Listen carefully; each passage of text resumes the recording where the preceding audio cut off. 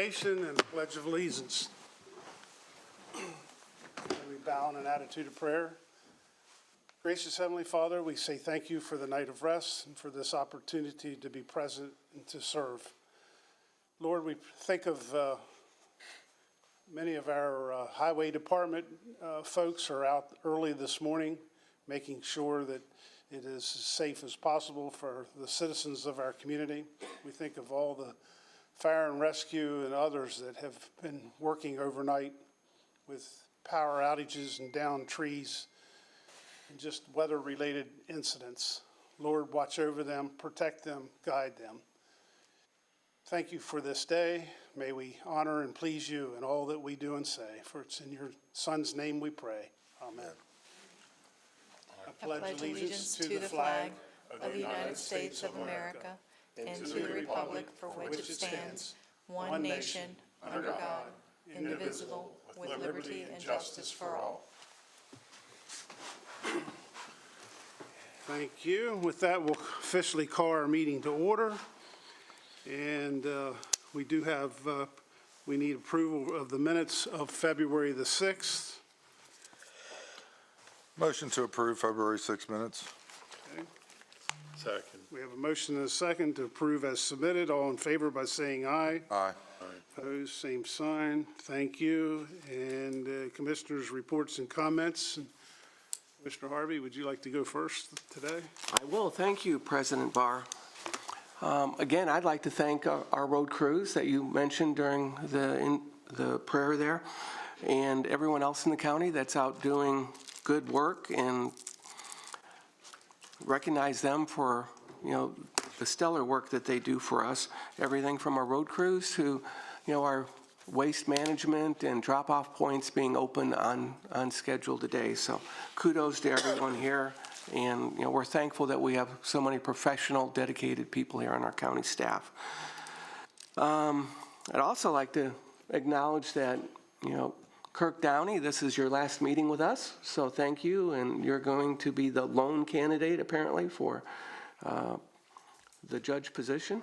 No one else filed, so that looks promising for you, too. Thank you. I'd also note that the filing deadline ended last Friday, and there, you know, are about 12 to 13 people signed up to be candidates for school board, city mayor, city council. There's a crowded field for the 6th congressional district race on both sides, Democrat and Republican, and a Senate race. So, you know, I just encourage everyone to take a look. The primary is going to be in May. There will be a lot of information out there for everybody, and thankfully we don't have to run this time, you know, but it's going to be interesting. Recently, I met with the Commission on Aging, their advisory council, and they were supposed to be here today, but they're going to be rescheduled for 2 weeks from now, right, Michelle? Correct. To go over their budget. The Historical Advisory Committee met on Monday, and they have a couple of initiatives and the John Fry Award event for historical buildings that have been renovated. That will be in May, on May 16th. And there was a meeting of the County Retirement Planning session that is chaired by our HR department Chairman Chip and the county administrator and representatives from the workforce were there. My big takeaway from that is that we are still about $45 million underfunded in our retirement plan, but we do have a plan to get there going forward, and there are a couple other minor initiatives and inquiries made of the outside entity that helps us with that to provide answers to those questions. So there was some good activity and participation by our union members and others for that event. So with that, I would close. Thank you. Mr. Wagner? Morning. Also, to follow up on Commissioner Harvey's comments, Kirk, been great, been a pleasure. We might even get your picture before you leave. I don't know yet. But Tomorrow. yeah, so we're going to miss you sitting there, all your advice and input into the meetings. Again, I also want to thank everybody who's out working this morning in the foul weather early. Just for instance, how good all the workers are. I had a couple of requests that the new circle at Professional Boulevard, there be some signage put there. Some of the people say they get to the circle and they don't know where anything's at. Well, but yeah, if you haven't been across there yet, it's pretty nice. It's really nice, actually. I've used it. I have somebody in the hospital, so I've used it every day for 3 weeks. And now there's a sign, directional sign showing you where the hospital is, or, you know, and so when they come across that bridge and they hit that circle, they know right or left or wherever.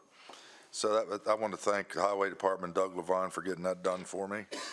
And let me see what else. That's about all I have. Oh, congratulations, Kansas City Chiefs. I'm not really a Kansas City Chief fan, but I guess I've been accused of being a Swiftie, so I'm good with that. So anyway, there was a lot of parties. Everybody had a good time. And so I think that's about it for me. Morning, everyone.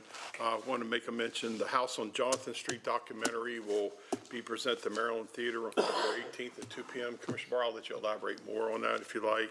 Okay. On Saturday, I attended the Washington County 4-H FFA Spring Swine Show at Forest State Livestock Auction House over in Hagerstown. The kids were raising their swines, and then they went to sale, and there was 2 grand champions. Very good event, 4-H and FFA, teaching these young kids how to be good stewards and citizens. This Thursday, the Battleview Market will be holding its 30th-year anniversary. They're reducing their prices on cold sandwiches that day back to the 1994 pricing, and commissioners will be presenting a certificate of recognition to them at 2 p.m. And also this Thursday at Wilson Store, a change of ownership from the young ladies that owned it to Penny Host, who owns Sweetsies, and we'll be there for a ribbon cutting and announcement of her new ownership. Congratulations to both parties involved to work out an amicable deal to keep that tradition of Wilson Store alive. If you walk in there, you're back in the 1940s, and very good for them to keep that business up and running. On 2 sad notes, Pastor Dan Fraley of South County, he was a chaplain for the Washington County Fire and Rescue Association. His son Buck Fraley, they announced that his dad had passed away. We want to send our sympathies and thoughts to them. Pastor Fraley, it was all the Fire Association events, probably most likely was a volunteer at one time. Sad to see that happen. And then Junior Moats, a longtime volunteer at the Hancock Fire Company, passed away in the past day or so, and just want to send our condolences to both those family and friends. They were both instrumental in volunteering and giving back to their community. And I want to also say best wishes to the Honorable, soon-to-be Honorable Judge Kirk Downey. We're going to miss you. And I do want to end up saying thank you to all our employees who are out in this weather, all the first responders, everybody out there making the road safe for today. Thank you. Thank you, Commissioner Klein. Good morning, folks. Welcome here today. I do have a number of things to report. It seems like it's been a busy week. First and foremost, I want to just express my thank you to staff and many folks throughout the county. Our family has lost a third family member in the past 8 weeks. It started with an aunt 2 weeks before Christmas. Then on January 13th, I lost my mother, and 2 weeks ago, an uncle, Alan Slaughterback. So our family has gone through some loss and some trying times, and it's been hard to keep up with the schedule and various things. So I want to just say thank you to all the cards and well wishes and condolences that have come my way on behalf of our family. So I'd also, secondly, I need to strike through a couple things so I don't forget anything, because I do have quite a report here this morning. Unfortunately, but fortunately for Kurt, I received a letter dated February the 12th, and it says, President Barr, as you know, the governor has appointed me to be the judge of the circuit court. My investiture as judge is Friday, February 16th, 2024 at 4 p.m. Accordingly, I hereby tender my resignation as county attorney and as a county employee effective February 16th, 2024. at noon. It has been a privilege to serve in the county, whoops, lost it. It has been a privilege to serve in the county attorney's office for these many years. I offer the board and county employees my sincere good wishes and best hopes for the future. And I just want to say thank you to Kurt for all your years of service, and the best to you. And we're now honored to call you judge. So Yeah, did we accept that Dear John letter, or? Vote on it, didn't we? I don't know that we voted on it, but do we have a choice? I don't think so. I doubt it. So, again, congratulations. Number of other things. Some of us have probably seen there's an email request maybe to help the town of Smithsburg do something in honor of the 90th birthday of former Mayor Mickey Myers. So I know there's some plans there forthcoming, and I'd like to do whatever we can to honor Mickey and not only say happy 90th birthday, but maybe they do something in the town to remember her in years to come. So last Wednesday was State of the State. I was honored to be a participant, set up in the galley right above the governor, along with a number of my MACO partners, Maryland Association of County. And we also were invited to the governor's house after the State of the State for a luncheon, and I did get some time to speak with the governor, so it was a good day in Annapolis last Wednesday. On Thursday, unfortunately, my schedule became a train wreck on Thursday morning, and I did miss the annual, one and only annual meeting of weed control. And thanks to Michelle, I know you were there. And my apologies to Lane Heimer. He does a great job with weed control. He puts his heart and soul into that, and many of the other committee members. And unfortunately, I was not able to attend that meeting.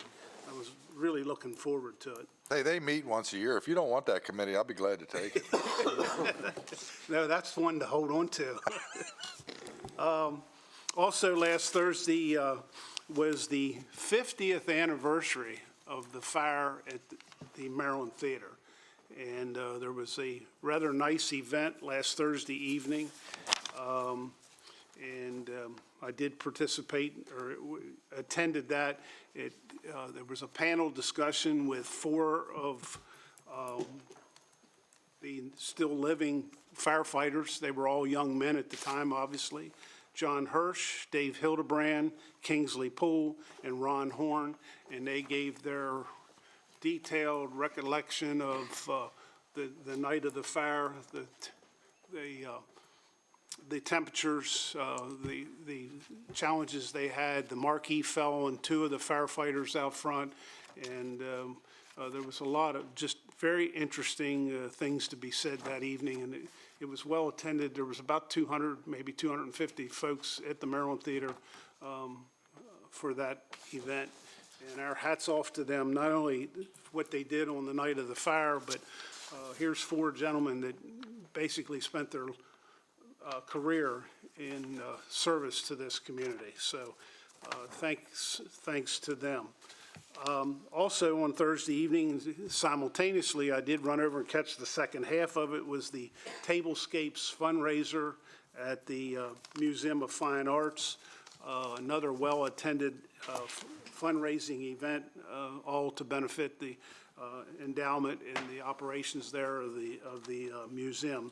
A major attribute for this community is the Museum of Fine Arts. Also last week, the United Democrat meeting, Carlos Malott was a guest speaker. He talked about our DEI committee over the past and looking forward as it plans to reorganize. And I did attend that meeting, and Carlos spoke regarding his take on the years of serving on DEI and the need for that in the community. With that said, last night was their very first meeting with some new appointed members that I think fellow commissioners and I have appointed, and I think there'll be a couple new appointments either here in the very near future. So we wish them well as they try to get things back on track and meet on a regular basis and really to crank it up or tune it up, if you will, involvement in our community. Jeff mentioned, Commissioner Klein mentioned Three Rivers Video will be this Sunday. It is called The House on Jonathan Street, and there's actually a reception at 2 o'clock, and then at 3 o'clock, the movie will be shown there at the Maryland Theater. So it's an hour-long production. It's, from what I understand, it's a very professional production of not only the log cabin on Jonathan Street, but it's very much in tune to this community and community history. So there's a lot more involved to it. Also, the past week, it's kind of ironic. It seems to be somewhat of a epidemic. We've received some concerns, complaints, if you will, about the overwhelming graffiti up at High Rock. It came back through one of our senators, and I know, I think Parks and Rec is looking into it. When I say ironic, because I received monthly notification from the C&O Canal National Park, and they're being bombarded and troubled by the same, whatever you want to call it. There's just a real lack of respect for public property. It's vandalism.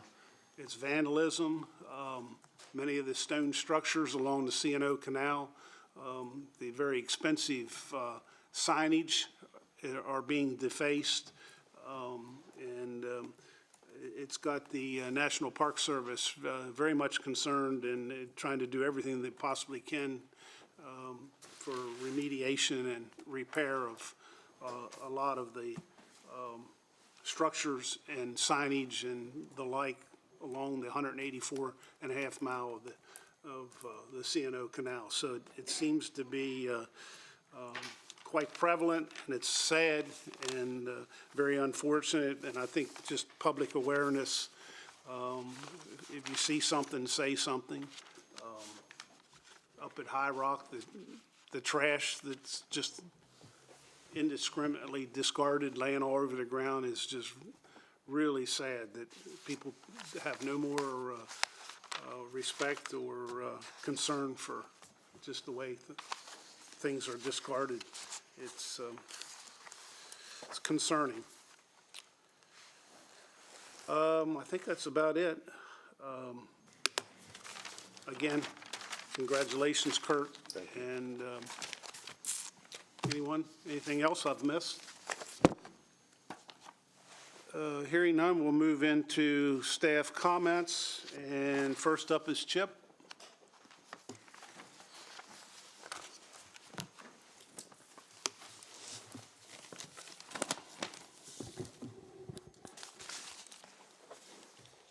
Good morning, Chip Rose, Human Resources Director. Greg Cartret, Director of Permits and Inspections. We have 4 items for you this morning. We'll start with the ones with my partner here. Staff seeks approval to advertise for a deputy code official, which is a grade 16. Our incumbent has announced his retirement, which is effective June 30th, and the director is requesting an overlap to train the replacement so there's no delay in budget plan reviews. This will be budget neutral due to vacancies in his department. Motion to approve. Second. Okay, motion is second to approve as submitted. All in favor by saying aye. Aye. Opposed, same sign. 4-0. Thank you. Second item, staff seeks approval to advertise for a new permit system specialist, which is a grade 11. This position is being renamed from a vacant budgeted building inspector 1 to a permit system specialist. There's no changes to the grade nor to the salary, but it will increase the efficiency of the department. The budget inspector 1 will be eliminated to keep this addition budget neutral. Motion to approve. Second. Motion is second to approve as submitted. All in favor by saying aye. Aye. Opposed, same sign. Thank you. And the third item for this particular department does not involve a position number or a role, but its staff is seeking approval to bring the fire plan reviews and fire inspections under the direction of the Washington County Director of Permits and Inspections. These responsibilities are traditionally owned by the State Fire Marshal's Office, but our director believes he can operate the fire code official without infringing on the State Fire Marshal's duties, which would still include things like fire investigations. So it's just new responsibilities that we'd be bringing into the department. Motion to approve. I did have a question, though. Motion to Second. approve. Okay, we have a motion and a second, but question? Yeah, Greg, is that, how difficult it's going to be to get a in-house fire marshal? Would that, is a 6-month process, 1-month process? Well, I'm looking at a year process, but right Okay. now, we're not looking at a full-time fire. Right now, I'm sorry, we're not looking at a full-time fire marshal. We're just looking at the code prevention side of it. Okay. Currently, we will still have the state fire marshal do investigations, but we can transition with our already plan examiners and our inspectors to go ahead and get them certified, get them qualified through NFPA as Fire Inspector 1, Fire Inspector 2, and get plan examiners, their fire plan reviewers certification so that we can bring it in-house. I'm predicting about a year. So to be able to the do fire this. marshal who, for lack of better terms, I guess, who right now we have to wait, maybe be a delay because they're so busy, that'll Right. streamline this then. Right, that's exactly right. The biggest issue with the state fire marshal now is from their plan review to us issue a permit, I have to have them sign off on it. And in many cases, it's taken 3 months for them to sign off on their plan review so that we can issue the permit. And once they're in-house, it'd just go right into the stream. It would be part of our process, our stream, and so forth. All right, thank you. Okay, we have a motion and a second. Any other questions? All in favor by saying aye. Aye. Opposed, same sign. Thank you. Last item, staff seeks approval to hire Amber Colbert as our newest accountant, which would be a grade 14, step 1, at a salary of $62,920, effective February the 17th. Motion to approve. Second. Motion and a second to approve as submitted. All in favor by saying aye. Aye. Opposed, same sign. Thank you. Thank you, that's all I have for you this morning. Thanks, Chip. Thank you. Thank you. Michelle? Thank you. I did attend the MACO and Washington County delegation meetings to keep us up to date on our pending legislative issues. MACO, along with the Maryland Association of Community Colleges, sent a letter of support asking for full funding to be restored in the state's fiscal year 25 budget for all community colleges. I believe that HCC is facing about a $4 million cut as a result of the governor's recent fiscal year 25 budget adjustments. As part of that meeting, we also need to consider a letter of support for Senate Bill 1078, cross-filed with House Bill 1378. This bill is asking for a water study for Washington County. We are asking for a letter of support to for the bill as proposed. The task force study not only present but also future water and wastewater treatment supply, resources and needs of Washington County would be incomplete without a full analysis of the best approaches and practices to water and wastewater infrastructure governance as the westward migration from the D.C. and Baltimore metro areas continues. Growth and development in Hagerstown and areas throughout Washington County will proceed at a rapid pace in order to accommodate future residential and commercial investment and development. Washington County and all of its municipalities must better understand the short-term and long-term water distribution and wastewater treatment needs over the next 30 years. Any study limited to infrastructure upgrades, allocation requirements, and associated costs without accompanying analysis of current and future governance models would be incomplete, short-sighted, and arguably inaccurate. Moreover, neglecting to look at the complete picture now will leave the county and its municipalities with less information and time to act deliberately and decisively in planning for the future of Washington County, its residents and businesses. For these reasons, I do recommend that the Board of County Commissioners urge the committee to support Senate Bill 1078, House Bill 1378 as proposed, and to include the study of appropriate governance, and to include the task force members as proposed originally. So I'm asking for a consensus at this time to sign that letter as it's written. Michelle, that takes in the entire county, including all the municipalities, right? That's correct. All the municipalities, this study impacts in the entire Washington. Consensus to approve by me. I'm good. Okay. We need a vote on that or just It's just consensus? Just a for the letter. consensus. Absolutely. Why don't you take a vote? Just Yeah, I guess, Okay, why don't, let's take a Motion vote. to support the letter. Second. okay, motion to support in favor of the letter, all in favor by saying aye. Aye. Opposed, same sign. I you think very that'll much. make it look a little more official. Okay, thank you. So, No, I have a couple other things. The Community Organization Funding Committee requested an increase of $200,000 in their fiscal year '25 budget to make the total COF funding $1.2 million. In August, the Director of Grants Management, Rachel Souders, met with the board to approve service priorities and the anticipated budget for fiscal year '25, which was originally estimated at $1 million. The committee meets several months prior to the start of the fiscal year to evaluate COF grant applications and would need a consensus now to increase that funding by $200,000. As with all budgets, the COF grant budget is dependent on funding decisions made by the board during the annual budgetary process, and no funds would be distributed until July of 2024, which is the start of fiscal year '25. The committee funding allocation recommendations will be brought back before the board for approval in March or April.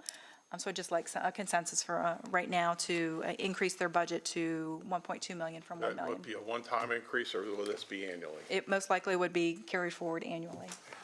Was there a reason given for asking for the increase of that much? The number of 20% requests that increase? they're receiving has I been, think they had, what, 1.9 million in requests? yes, and last year it was about 1.7 million, so it's increasing exponentially each year. Well, one of the concerns is that a good number of these requests are seeking funding for staff positions. I don't believe that's the intent.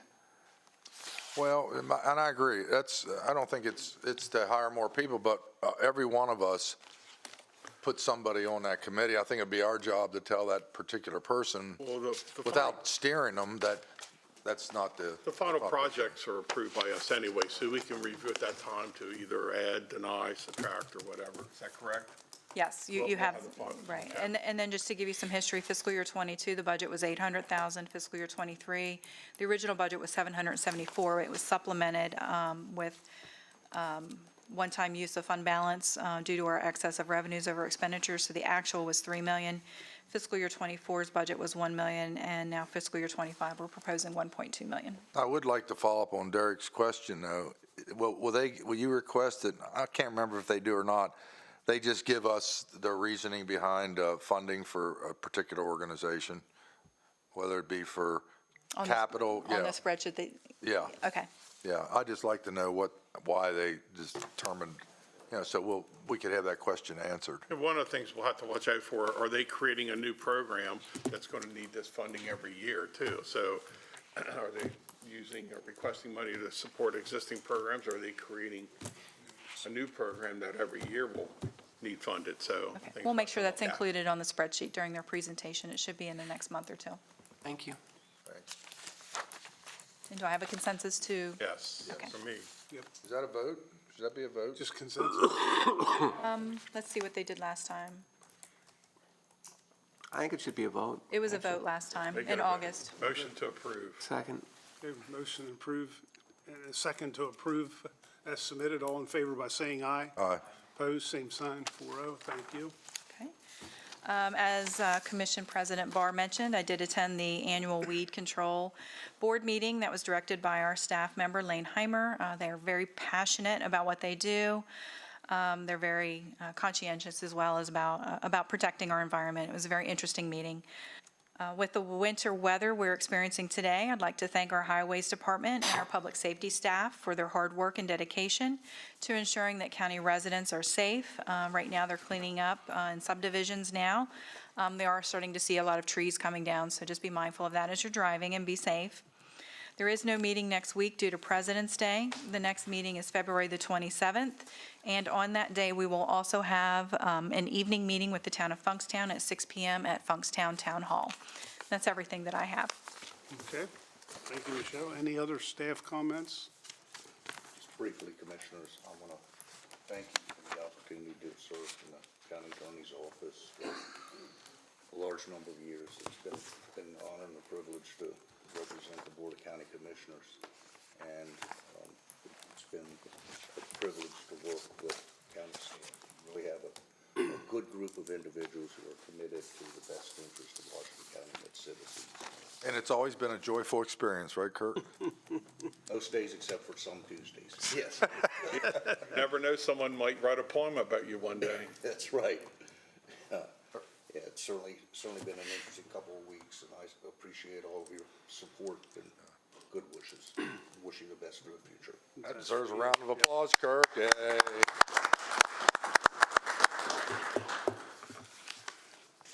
So does this mean we had to start calling you Your Honor, sir? Not quite yet. Okay. We'll hold that for Friday. Next up is citizens' participation. We have anyone here this morning who would like to come forward under citizens' participation? Last chance. Hearing none, we'll move into our public hearing. Applicant for zoning map amendment RZ 23-008. And I do have some things here as the steps for public hearing. Number one, the president reads opening statement. Secondly, staff introduces the matter. Remind commissioners to hold questions until after public testifies. Number three, hearing is open for public comment testimony. Each speaker is given 3 minutes to testify. After all public participants have spoken, we will ask the commissioners if they have any further questions from staff. At the conclusion of commissioners' questions and comments, the hearing will close, and we will announce this hearing has closed. Commissioners then debate the matter, make comments, and take any action they deem appropriate, including, number one, adoption or rejection of proposal, number two, take under advisement and deliberate at a later date. Map rezoning, public hearing, opening statement. Next on the agenda is a public hearing concerning application for zoning map amendment RZ 23-008. Some of this has already been, I've already mentioned, I guess. I'll just go ahead and read the whole statement, even though some of it may be redundant. The purpose is as follows. We will first have staff introduce the matter. The applicant will then have the opportunity to testify, after which the hearing will be open for public comment and testimony. Public comment and testimony is limited to 3 minutes per speaker. After everyone who wishes to speak has done so, the applicant will have the opportunity for a brief rebuttal. Because the applicant has the burden, the hearing and the record will then close, and no other comments, correspondence, or emails will be considered. The commissioners may discuss the issue and take it under advisement, or they may reach a consensus to approve or deny the request. If a consensus is reached, the county attorney's office will prepare a proposed decision for formal adoption at a later date. So at this time, I'm going to ask that anybody who would like to testify today would please stand and have the oath of office, take the oath by the county clerk. Please raise your right hand. Do you solemnly swear or affirm under the penalties of perjury that the responses given and the statements made will be the whole truth and nothing but the truth? I do. Travis?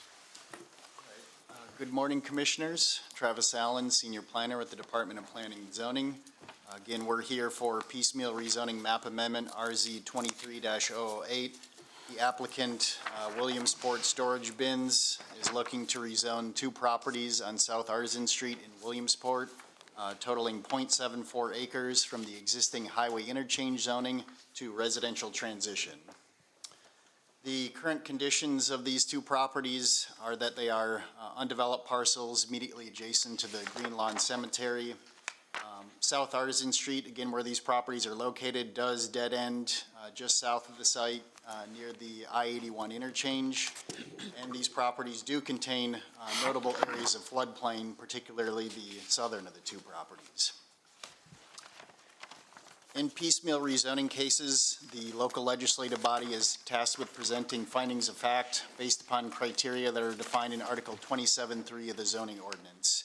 Those criteria include population change in the district, the availability of public facilities, present and future transportation patterns, the compatibility with existing and proposed development, the relationship to the comprehensive plan, and evidence as to whether there's been a change in the character of the neighborhood or a mistake made in the zoning at the time of the last comprehensive zoning plan. In this case, that would be the 2012 urban growth area rezoning. So we'll look selectively at some of those criteria mentioned at the zoning ordinance. First, in terms of public facilities, water and sewer are already available to this site. Water is provided by the town of Williamsport. Sewer is provided by the county at the Conacajig wastewater treatment plant. There would be no school mitigation requirements as a part of this potential change in zoning. The adequate public facilities ordinance took effect after the date these properties had been subdivided, and that ordinance also does not apply to minor subdivisions. So these properties would be considered part of the background enrollment in terms of tracking under that ordinance. Looking next at compatibility with existing and proposed development. In terms of zoning in the vicinity, which you can see also up on the screen there, the I-81 interchange does kind of form the nexus point in terms of looking at the zoning in the area. North of the interchange, you can see outside of the town boundaries, it is primarily residential transition. However, we do have this block of properties that is zoned HI to the eastern portion of the interchange there. South of the interchange, land use intensity does increase, so you do have a higher degree of highway interchange as well as planned industrial zoning. In terms of land use in the area, again, it is largely kind of structured around the interchange there in terms of what you find in what location. I would consider the neighborhood that these properties belong to as being bounded by South Artisan Street to the west and East Sunset Avenue to the north of these properties. In that pie-shaped quadrant, you see mostly residential within this area, except for the cemetery, some storage units at the end of South Artisan Street, and a building supply store. So with a few exceptions, it is mostly a residential neighborhood. Above East Sunset Avenue, you do have the Williamsport School Complex right nearby. Maryland 63 is located immediately to the west. Along that major transportation route, you do have a mix of commercial and industrial uses, things like Dollar General, D&D Truck Repair and Towing, Valacor, and the Park and Ride lot. South of the interchange, again, land use intensity increases, so you have all the planned industrial uses along Governor Lane Boulevard, as well as the Bowman properties located southwest of there, primarily for trailer storage. Another important aspect of compatibility is historic sites in the vicinity. These properties are located just outside of Williamsport's historic district. That district is on the National Historic Register, listed in 2001. It includes 337 contributing historic resources. So in considering the appropriate zoning for this location, just keep in mind that there is numerous historic resources within a half mile or less of these properties. The applicant is requesting the residential transition zoning district that is defined in the zoning ordinance as being to provide appropriate locations for single and two-family residential development in the urban and town growth areas. It's located on the outer fringes of the growth areas and intended to be the least dense residential district in the growth areas at between 2 to 4 dwelling units per acre. That requested zoning does align with the current comprehensive plan's land use designation for these parcels. The 2002 land use plan did designate these parcels as low-density residential. That policy area was defined as being primarily associated with single and two-family development. and is the main transitional classification from the urban to the rural areas. So there is alignment, again, between their request and what our current land use plan says. The main criteria to be demonstrated in these piecemeal rezoning cases, again, of course, is the change or mistake rule. So demonstrating whether there has been a substantial change in the character of the neighborhood at the time of the last comprehensive zoning plan. Again, this is judged in this case from the 2012 urban growth area rezoning, or a mistake made at that same time. In this case, the applicant is claiming that there was a mistake made in 2012. Do be aware that there is a strong presumption that the current zoning is correct, that the applicant does bear the burden of proof, but proven even if offered does not require the body to approve the rezoning. In mistake cases, the applicant should offer evidence that the local legislative body failed to do one of the following instances potentially leading to a mistake. Failed to take into account projects or trends probable of fruition, made decisions based upon erroneous information, used facts that later proved to be incorrect, couldn't have foreseen events that have occurred in the time since, or ignored facts and evidence at the time of zoning application. So any one of those factors potentially leading to a mistake in 2012. So normally at this point, staff would kind of offer our analysis of change or mistake as it relates to what the applicant has in their justification statement. But I'm going to kind of skip to the conclusion and get to the point of just mentioning the fact that staff does not take any issue with the major assertions of the applicant in that justification statement. We do feel there is evidence to suggest that there may have been a mistake made in applying the HI zoning classification in 2012. Again, we mentioned the fact that the current HI zoning is inconsistent with the current comprehensive plan's land use designation, and there is ample prior precedent for the usage of these properties in a residential context, which is more in keeping with the surrounding neighborhood. Finally, we'd say that the characteristics of this property, which make it difficult to develop under an HI zoning classification today, were very likely present in 2012 when these properties were rezoned. To this point, we have received no public comments either for or against this application. And I'll conclude just by saying that the Planning Commission did unanimously recommend approval of this application at their January meeting. Travis, I might have missed it, so if I did, forgive me. But it'd be nice maybe in the future to put that RT, like any zoning change, to put what the uses are in here. They might be in here. I'm looking on my phone, so I don't know. But so we'd know exactly, okay, you're going from HI to RT, what can we do in RT? And you've summed it up sort of, and it might be in here. But to me, I'm not voting by any means, but to me, that zoning transition makes a lot of sense because it fits in better, a lot better. But anyway, I just like for people who be able to see exactly what can we do with this now that it's RT. There might be something they don't like, Yes, just for reference, that is described in brief on page 5 of the staff report. As it notes, as you would imagine, that this is primarily a residential designation, so things besides residential that would be allowed in this district would be things that are primarily of an institutional nature, commercial, churches, community centers, things like that. Right. And any special exception uses would be generally service industry-oriented businesses, barbershops, small bed and breakfasts, things of that nature. That makes sense. So primarily, we are looking at a residential zoning if we were to Thank change you. it. Okay, would the applicant please come forward and present its case?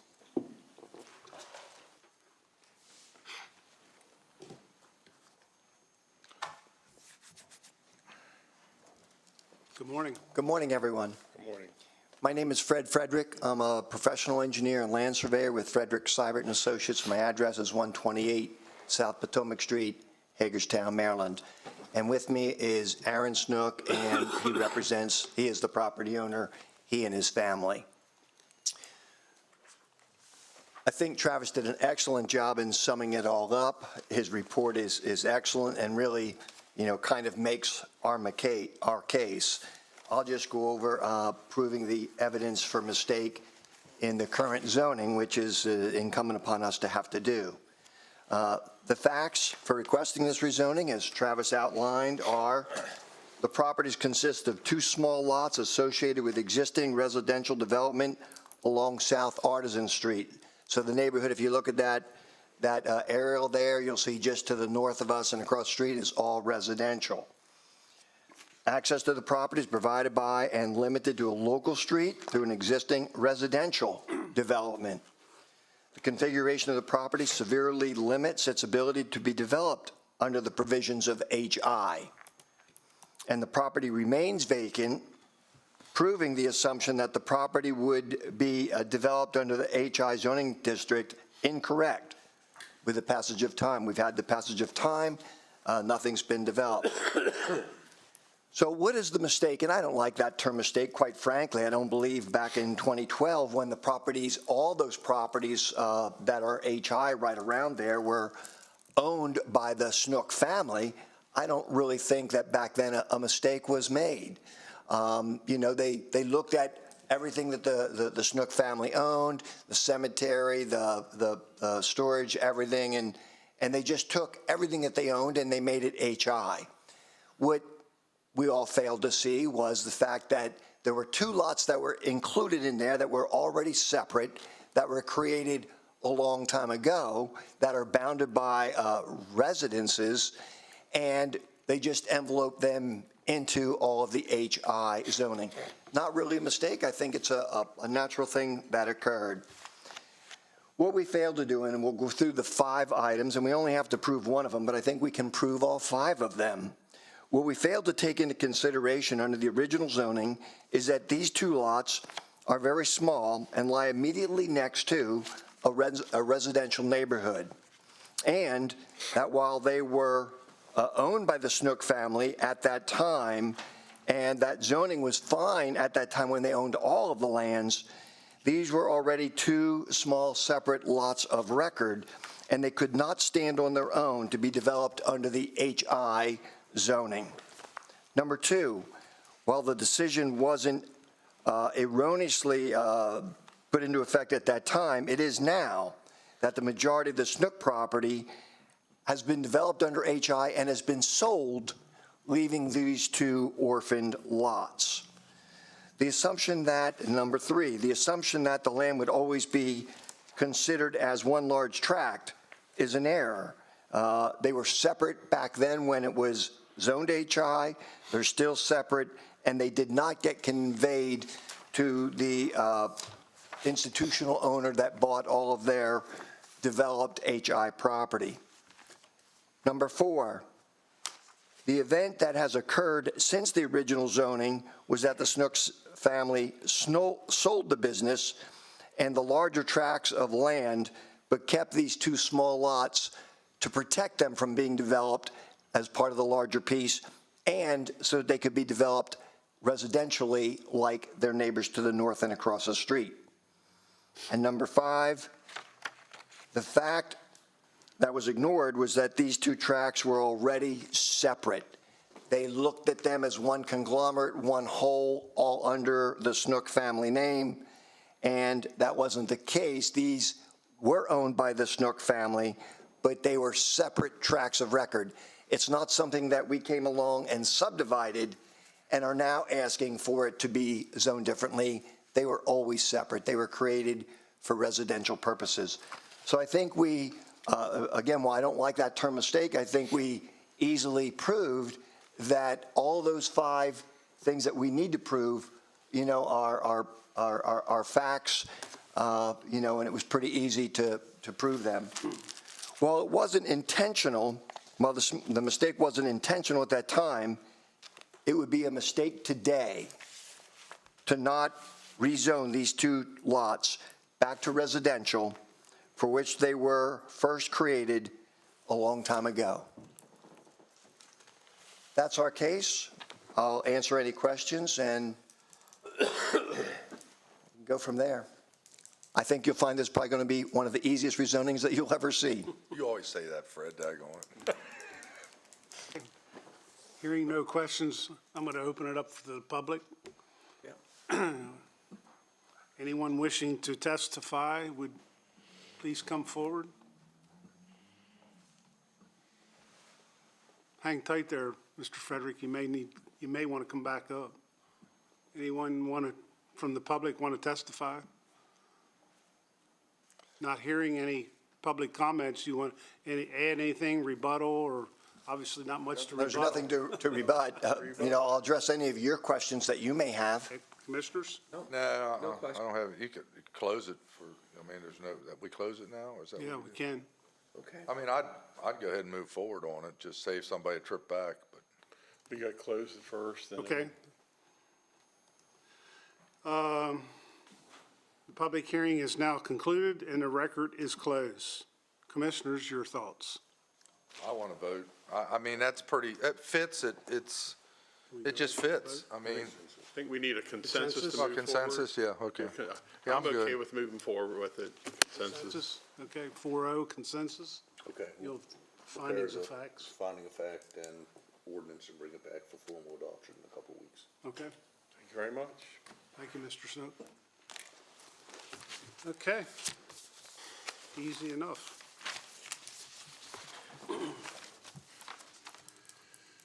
Next item is presentation of the 2025 to 2034 capital budget, draft one plan. Good morning, Kelsey. The Commission on Aging has asked that we reschedule them, so they have been moved to February the 27th, in case you're watching. Okay.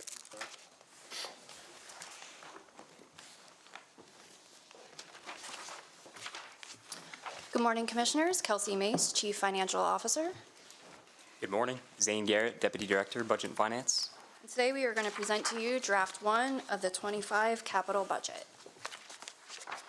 The 10-year CIP plan is developed each year and includes scheduling and financing of future community facilities such as public buildings, roads, bridges, parks, water and sewer projects, and educational facilities. The plan is flexible and can be adjusted by majority vote of the Commission. The plan covers 10 years with the first year capital improvement budget for FY25. Funding for each project are allocated from federal, state, and local sources. A primary purpose of the capital improvement program is to provide a means for coordinating and consolidating all departmental agency requests into one document. As part of the CIP process, the capital project requests were submitted in December of 2023. Projects have been reviewed and ranked by the CIP committee. Project costs that were submitted exceeded our available funding sources by approximately $25 million. The Capital Improvement Plan Committee is responsible for reviewing these requests. Projects are ranked based on established criteria to prioritize departmental, agency, and community needs. Difficult decisions were made, and unfortunately, not all projects could be funded due to limited resources. Many projects have been deferred over the years due to lack of available funding, and providing for those needed infrastructure projects will not be able to be achieved without possible increases in revenue sources. Development of the 10-year plan includes consideration of current and future needs, available funding sources, and results of the CIP committee ranking process. The CIP committee determines which capital projects best meet the established criteria for the current first-year capital improvement budget in the 9-year forecast. And members of the CIP committee include the county administrator, chief financial officer, director of engineering, director of public works, and the director of planning and zoning. The first draft of the FY25 CIP budget totals $73.8 million. 60% of the funding is from local funding sources of $44.4 million. Other funding sources include grants and contributions totaling $29.4 million from federal and state grants, as well as contributions from other agencies or entities. As you can see, Draft 1 is balanced, and total project costs also equal $73.8 million, and is an increase of $17.7 million over FY24's final CIP budget of $56 million. The largest portion of CIP projects includes $22.8 million, or 31%, for education projects at the Board of Ed, HCC, and public libraries. The second largest portion totals $10.4 million, or 14%, for road improvements. This section includes new construction for road expansions and the county's pavement maintenance program. And the next largest component is $9.3 million, or 12%, for public safety projects, and includes vehicles and equipment for the Sheriff's Office and EMS services, the Detention Center, and the Public Safety Training Center. Enterprise funds such as the airport and landfill make up 20%, or $14.6 million. These projects are funded almost entirely by federal and state grant opportunities and user fees. So this chart here illustrates where increases or decreases occurred compared to FY24's final CIP budget. These increases or decreases are a combination of completed projects falling off the plan, additional funds needed to complete current projects, and new projects that were not part of the FY24 CIP budget. We'll look at these in more detail as we look at each category. This chart illustrates where increases or decreases in the 10-year total of the current draft plan compared to FY24's final 10-year plan. As you can see, our largest capital expense is education, and the majority of this increase is related to new school construction. All potential funding sources are considered when developing the capital plan. Some projects are funded with project-specific revenues or restricted revenues such as speed camera or federal and state grant funding. Funding assumptions that were used in developing the balanced plan are shown here and are included in tab 2 of your binders on page A4. Funding sources in the capital plan are budgeted in each fiscal year in which they'll be received, and local funding sources total $44 million for FY25. Taxes and fees include $3.2 million in transfer and excise tax revenues based on recent property sales trends. Future years reflect that property sales will return to a more normal, pre-pandemic amount of about $2 million annually. These funds are typically restricted for specific purposes, and excess revenues will be dedicated to future projects based on the revenue restrictions. This plan includes $7.5 million in transfers from the general fund with gradual increases over time. It is important that we build up our general fund transfer each year in order to keep up with our capital needs that cannot be funded with other sources. $250,000 in speed camera revenue is dedicated to projects related to the Sheriff's Office. This is a declining revenue and was budgeted at higher levels in prior years. $13 million in tax-supported bonds and $5.5 million in self-supported bonds are also part of the plan. The plan assumes increases in future years based on need, affordability, and community growth. Bonds provide an important resource to fund large construction projects without large revenue increase requirements. The county transferred $20 million into the CIP reserve fund last fiscal year. CIP reserves also include unspent dedicated APFO, transfer, and excise tax revenue. Reserves are used to manage budgetary uncertainty, including revenue forecasting errors, budget gaps during economic downturns, and other unforeseen emergencies such as natural disasters. This financial cushion can soften the need for spending cuts or tax increases when the time comes for budget balancing in current and future years. Draft 1 includes the spend down of about $48 million in CIP reserves spread out over 8 years. FY25 includes $10 million from the general fund CIP reserve and $2.5 million from restricted tax reserves for a total of $12.5 million. Other internal funds includes funding provided by the Highway Fund, Airport Fund, Water Quality, and Solid Waste Funds. Excuse me a minute, just one clarification. Taxes and fees has 3.2 million, and then you're assuming, $2 million thereafter, which is kind of the base that we've always used. and you think that'll be next budget? As things slow down, yes. Okay, thank you. So if I just ask a question, since you mentioned the spend down of CIP reserves Yes, projected over how many years? 8 years. And so at the end of those 8 years, we would have zero in those reserves? No. And I'll talk more about this, Okay, but good. If you're going to talk about it later. sure. We wouldn't feel comfortable unless we threw you a curve or two, but keep going. I'm ready for that one.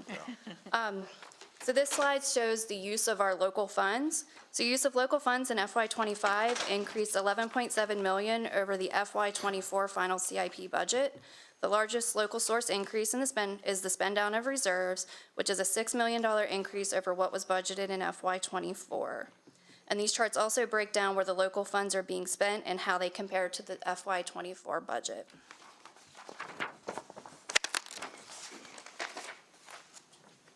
So draft 1 assumes a planned spend down of the $48 million in reserves over an 8-year period. As you can see here, more than half will be spent on public safety and education. So draft 1 does assume the use of the $8.5 million of the FY23 surplus that was earmarked for the courthouse and detention center, with $2 million being allocated to the courthouse and the remaining $6.5 million to the detention center. And if you want to see more detail on exactly which projects are getting how much each year, that is in tab 21 of your binders. And to answer your question, at the end of the 8-year spend down, there would still be a minimum of $20 million left in the CIP reserve fund. So you have the Williamsport Library replacement as Yes. being funded, but there's been no decision to replace the library. It's in the out years, so it's still flexible. It's not. But it could be upgrading or modernizing the current facility still. That's the decision point. Am I correct, Michelle? That's correct. We haven't made a decision on the actual project plan, so it's not necessarily going to be a replacement. It could be an expansion of the current one. That's just our budget placeholder. So that's just a placeholder. We're just, okay, gotcha. Yep. Draft 1 does assume $13 million in tax-supported bonds in FY '25 and $14 million per year thereafter. As you can see, pavement maintenance and school construction are the two largest portions of bond-funded projects. Without bonds, additional revenue would need to be raised to fund these critical needs. And just kind of as an example here, a 1-cent increase in the real property tax would generate approximately $1.5 million per year. Each 0.01% increase in the income tax rate would generate approximately $360,000 per year, with half being realized in the first year, or in the first fiscal year because of the January 1st effective date. And to kind of really bring that in, so if you were to increase the income tax rate back to 3.0%, it would generate approximately $1.8 million per year, with $900,000 in that first fiscal year, plus additional funds and disparity grant, because that would put us up in the next bracket. So more detail on bond-funded projects are also in tab 21 of your binders.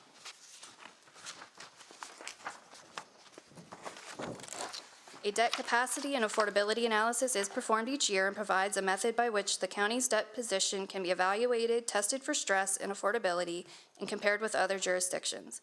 The analysis provides the county commissioners and citizens with a way to assess the impact of the bond issuance. The results of this year's analysis are shown here. The amount of tax-supported debt that could be issued is determined at 3 different levels, which includes a poor economy, a normal growth economy, or a thriving economy. The amount was determined not to exceed $18 million in a thriving economy, $14 million in a poor economy, and $16 million being the cap for normal growth economy.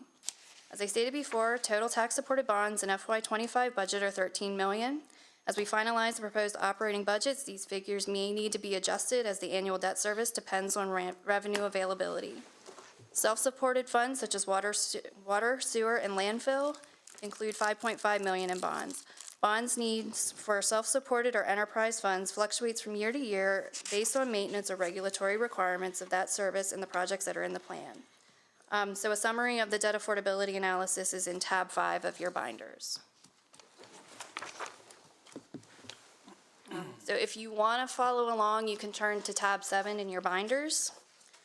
So as I move through these category slides, the comparisons I'm giving you here is FY '25 in the current plan versus what was projected for FY '25 in last year's plan. So these increases, decreases are a little bit different than the overall I've already talked about.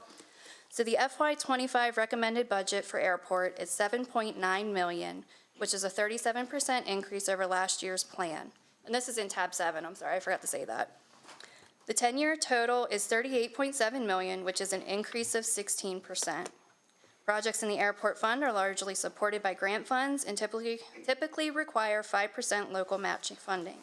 This also means that projects with grants listed as funding source are approved contingent on that grant funding being secured. So major changes for airport from last year's plan include additional funding in FY '25 for systemic improvements and increased funding in the out years, additional $1.1 million in FY '25 to complete the Taxiway F rehabilitation, additional $1.4 million in the out years for capital equipment, and with that is because of plans to replace a fire truck. That's why that one is so large. An additional $1.2 million in the out years for the terminal expansion, and new to the plan is the Airport Fire Station Bay 3 modification and salt and material storage facility. So do you have any questions on airport project?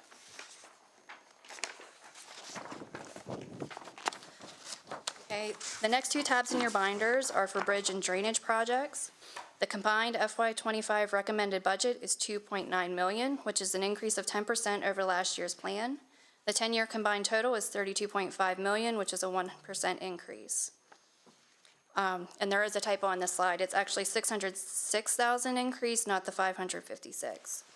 As you can see, there haven't been any significant changes to bridge and drainage projects. And do you have any questions on those?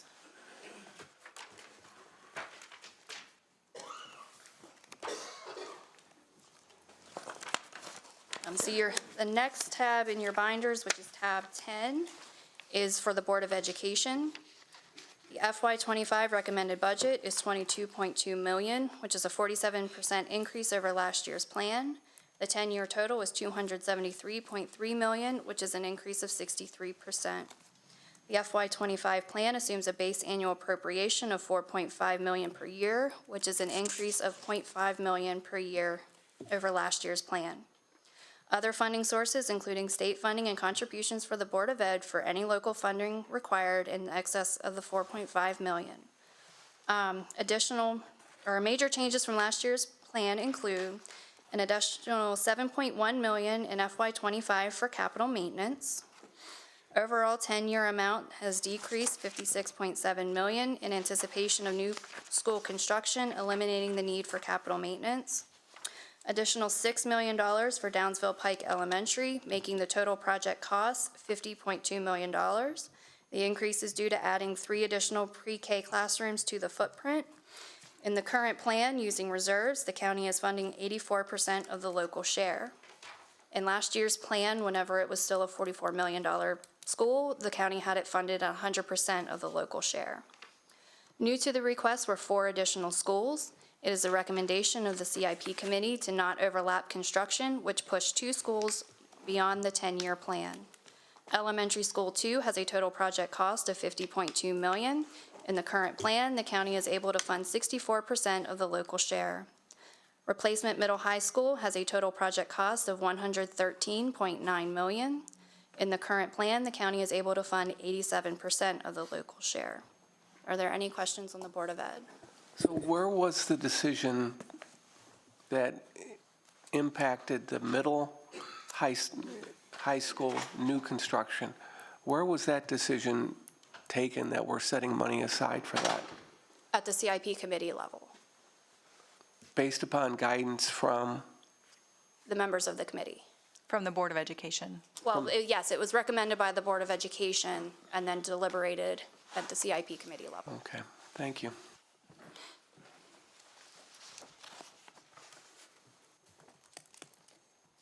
Who is the CIP committee?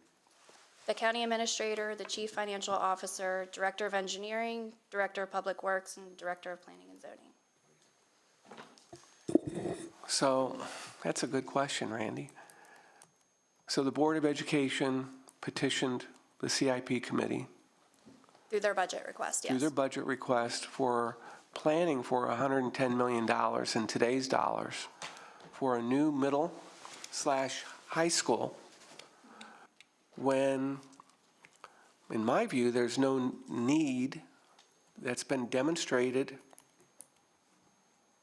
by the school board or by the school superintendent for a new middle school, high school, particularly since there are cost-effective ways to modernize and expand with new construction additions, et cetera, for North and South High School that may have some congestion. There's a changing of school boundaries since we have we have tremendous excess capacity in, say, Smithsburg or some other schools. So I understand this is a process to set some money aside, but, and you're responding to the school board issue, Michelle, request, but. I guess the question I have is, was the request that the CIP committee entertained, was it more than what you presented here? So the original request for so they requested 4 schools total, 2 elementary schools and 2 replacement middle high schools. It's on page 10-1, if you want to flip Yeah, if you to want to look at the see detail. what they requested versus what we're recommending. So elementary school 3 and replacement high school 2 were pushed out of the plan because we're not going to overlap them. Middle high school 1 is scheduled, or proposed to start funding in 2031, which is 2 years later than what they asked for, and push some of the costs out of the 10-year plan.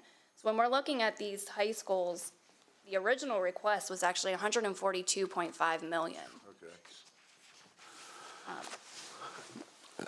Is it true or not that some of this planning or these submissions by the school board are based on the idea that the state will provide money for new construction, but will not provide assistance to enhance, modernize, expand current facilities?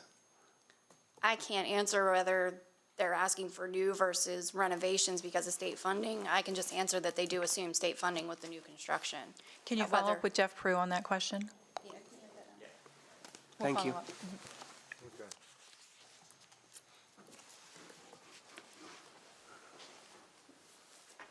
Okay, so the next section is Hagerstown Community College. The FY25 recommended budget is $500,000, which is a 95% decrease from last year's plan. The 10-year total is $36.2 million, which is an increase of 1%. Based on contributing more in fiscal year '23 and '24 to complete the second entrance widening project, the CIP committee is recommending a $0 contribution in FY25, which is consistent with last year's plan. Fiscal years '26 through '29 assumes $1.2 million county contribution per year to finish the ATC renovation project. FY30 and beyond assumes returning to a $900,000 county contribution per year. The current plan assumes contributions from HCC for any local funding requirement that is in excess of the annual county contribution. Due to funding constraints, the CIP committee is not recommending funding the Wellness Center project. Other major changes from last year's plan include new project, renovation of the Administration and Student Affairs Building, an $18.3 million project that has been pushed out due to funding constraints, and the ARCC renovation, which has also been pushed out past the 10-year plan to accommodate the ASA renovation project. So is there any questions for HCC? The Wellness Center, that's a new project also? Yeah, I mentioned that the CIP committee is not recommending funding that. Okay. What was the, refresh my memory on what the wellness center was going to be. What was that?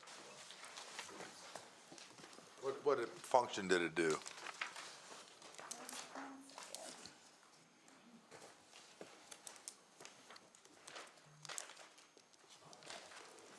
This project would create a new 10,000 square foot wellness center for student emotional wellness, life skills training, meeting space, as well as a lactation room and space for the free exercise of religious activities in accordance with state law.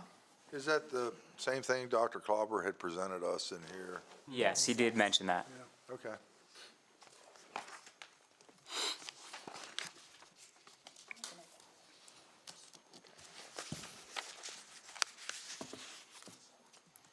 I didn't hear that vivid of a description, that's why I asked. So, Sorry, it appears that it's actually, I guess because it had zero funding, it didn't pull with the rest of the project, so we'll make sure to get that in your books so you have thank it.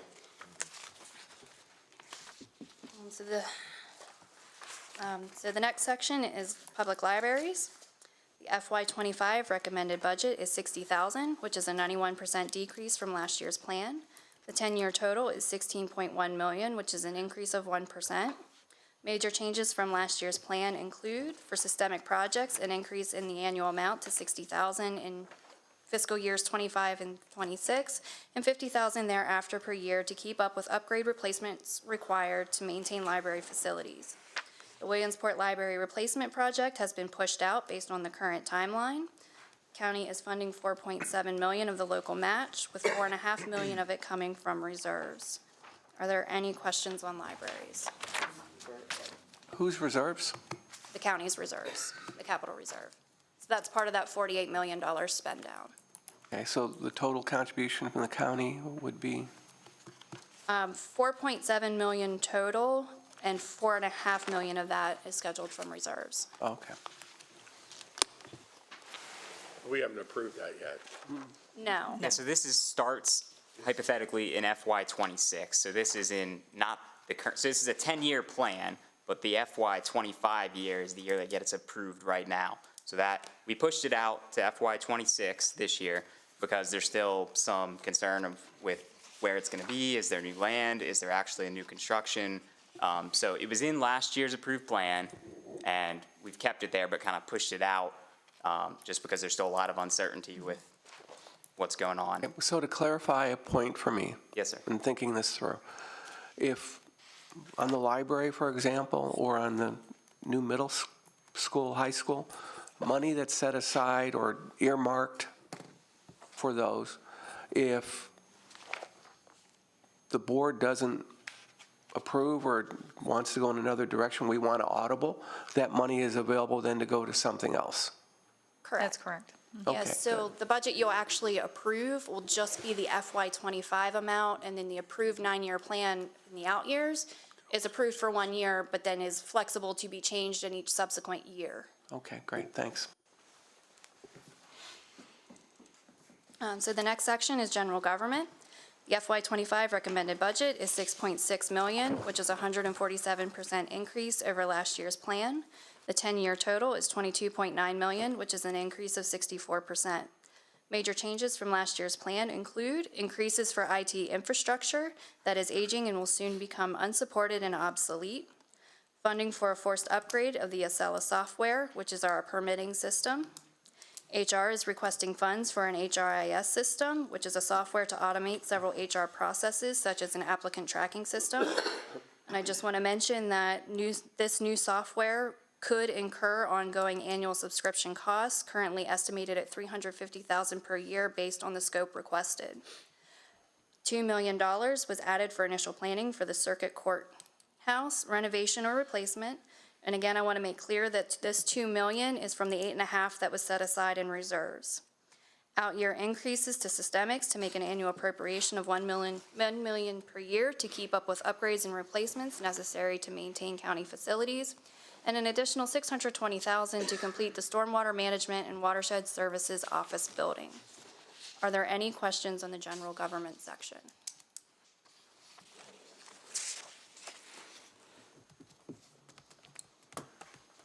So the next tab is Parks and Recreation. FY '25 recommended budget is $7.2 million, which is a 156% increase over last year's plan.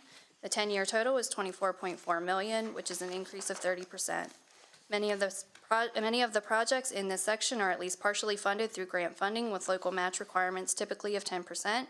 These projects depend on securing grant funds, and in the event the grant funding is not secured, the projects will be pushed back.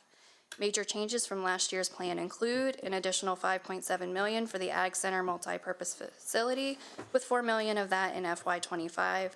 The increase is due to increasing the proposed facility size to 50,000 square feet. Prior appropriations to this project does include $3.5 million in ARPA funding. This project will create additional space for hosting special events and livestock shows and serve as a primary emergency response site or shelter facility. The building will be north of the Kennel Building, and final size will be determined by the availability of on-site water and sewer capacity. An additional $250,000 for the MLK Gymnasium upgrade. Prior appropriations do include $1.5 million in ARPA funding. An additional $250,000 for Marty Snook pool renovations, with $125,000 of that in FY '25.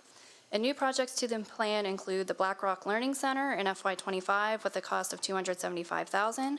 This project assumes the use of approximately $255,000 of funds held in trust specifically for the golf course.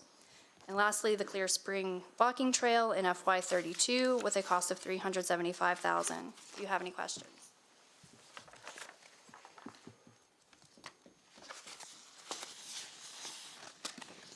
The next tab is Public Safety. The FY '25 recommended budget is $9.3 million, which is a 7% increase over last year's plan. The 10-year total is $74 million, which is an increase of 14%. The plan assumes the use of $250,000 per year of speed camera revenue, which is dedicated to patrol projects. The Public Safety Training Center build-out continues with the defensive driving track that has $2 million in grant funding in FY '25. The Tactical Village has $14.5 million budgeted beginning in 2030. Major changes from last year's plan include an additional $8.6 million for the Patrol Services Relocation Project, of which $100,000 is in FY '25. This is a multi-phase project that involves the construction of administrative, patrol, detention, and training offices, converting the female housing unit from dormitory to individual cell housing, and constructing a juvenile offender unit. So again, I want to point out, this budget does assume the other $6.5 million of the $8.5 million that was set aside in reserves.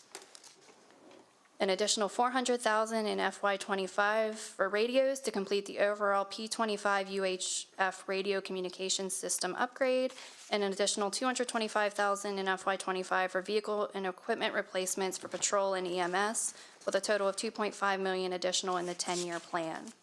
Are there any questions on public safety?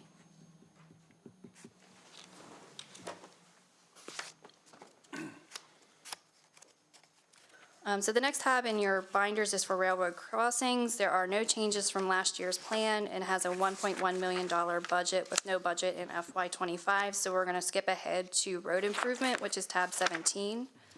The fiscal year '25 recommended budget is $10.4 million, which is a 5% increase over last year's plan. The 10-year plan total is $107.7 million, which is an increase of 4%. Pavement maintenance has $5 million budgeted in FY '25 and $58 million total, consistent with last year's plan. Major changes from last year's plan include additional funding of $2.1 million over the 4 projects for the widening and extension of Eastern Boulevard. The timeline of the phases have also been adjusted compared to last year's plan.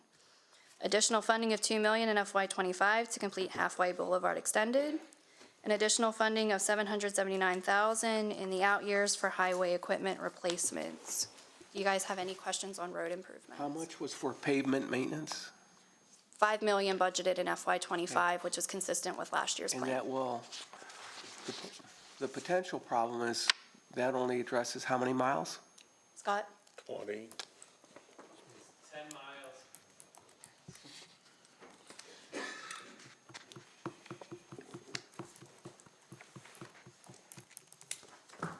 With our current plan for pavement maintenance, it addresses 10 miles of hot mix asphalt applications and about 30 miles of chip seal applications.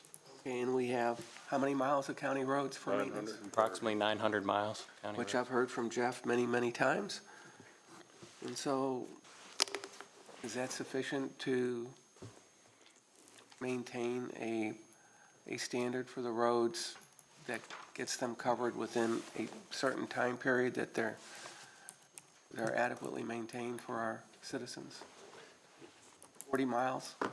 No, there's as far as the life cycle cost, additional money would be requested for that. And the CIP has increased to $6 million. We've projected before about $8 to $10 million per year would get back to the amount of years per the preservation practices that we use. So each of these practices, be it an overlay or being a chip seal or being a crack filling, they all have different lives as far as when you have to revisit the road. So based on all of those numbers, the numbers that we're seeing is 8 to 10 million, and this 5, and then in the future 6 million. So we have a deficit year to year of 4 or 5 million? Correct, to meet the guidelines of the life cycle cost that are industry practice of getting back to roads to treat them in different ways for system preservation.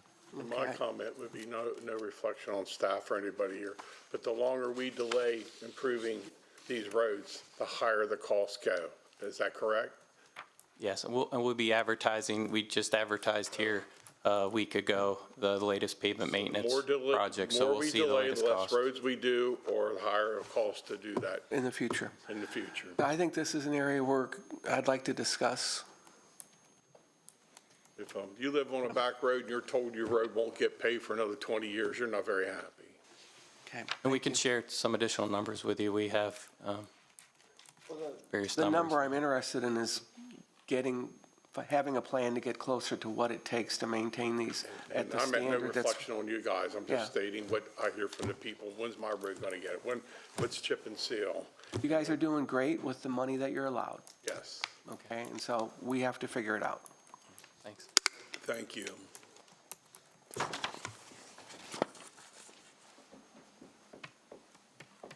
The next tab is solid waste. The FY25 recommended budget is $4.1 million, which is a 53% decrease from last year. The 10-year total is $21.9 million, which is an increase of 46%. Projects in this fund are self-supported by user fees. Major changes from last year's plan include the 40 West Landfill Pretreatment Facility.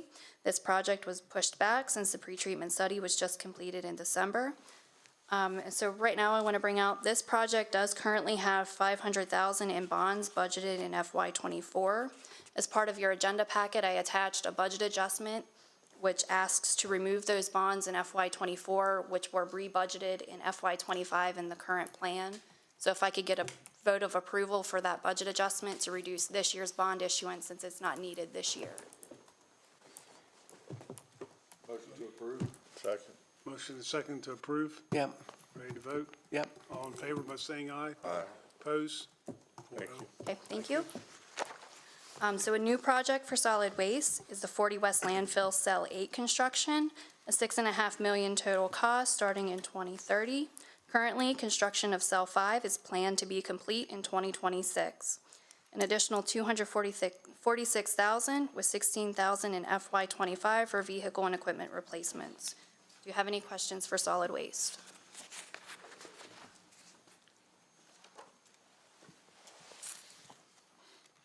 The next tab is transit. The FY25 recommended budget is $479,000, which is a 100% increase over last year's plan. The 10-year total is $8.2 million, which is an increase of 9%. Projects are typically 80% funded by federal funds and 10% funded by Maryland Transit Administration and 10% by the general fund. Major changes from last year's plan include the new project for facility maintenance with $117,000 in FY25 to replace the roof at the 1000 West Washington Street facility and the oil water separator. Another new project, equipment replacement program, $300,000 in FY25 to replace the current routing and scheduling system. And another new project for the maintenance truck replacement with $62,000 in FY25. Are there any questions on transit?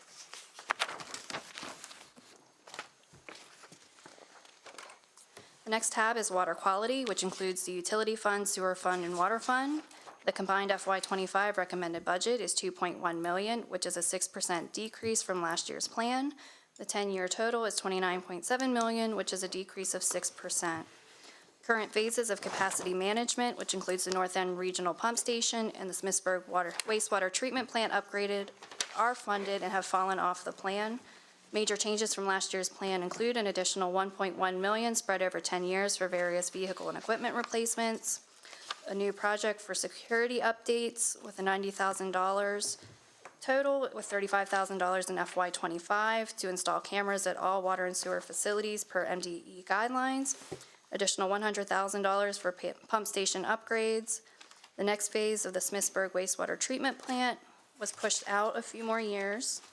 Potomac Edison Pump Station and Force Main relocation was also pushed out a few years.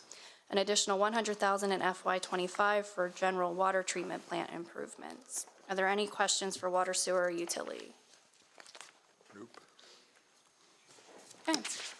So that includes my overview of draft 1 of the FY25 capital improvement plan.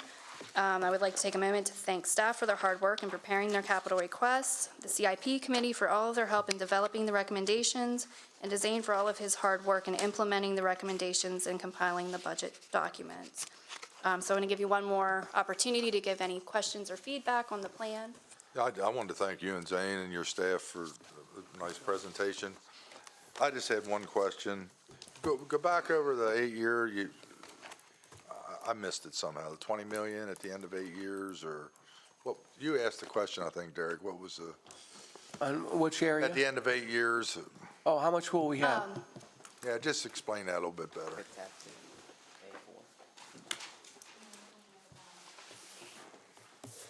And how you got to that, yeah. So the 48 million was just to fund as much as we could with what we have.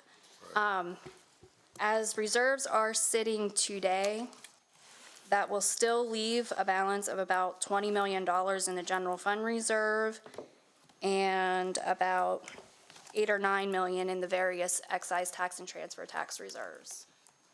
So we're not going to completely spend us down to nothing. I would not be comfortable going below that $20 million mark for general fund in the capital reserve program. What was at the end of 8 years? Explain that to me. So the plan spends down a little bit of it in each year. Okay. You can just sort of shoot from the hip. You don't need the exact figures. I'm just, got a little confused there. I'm getting it now, so. Actually, if you look at tab 21 of your binders, I have 2 detailed reports in here, one that shows the tax-supported bonds by each individual project in each individual year.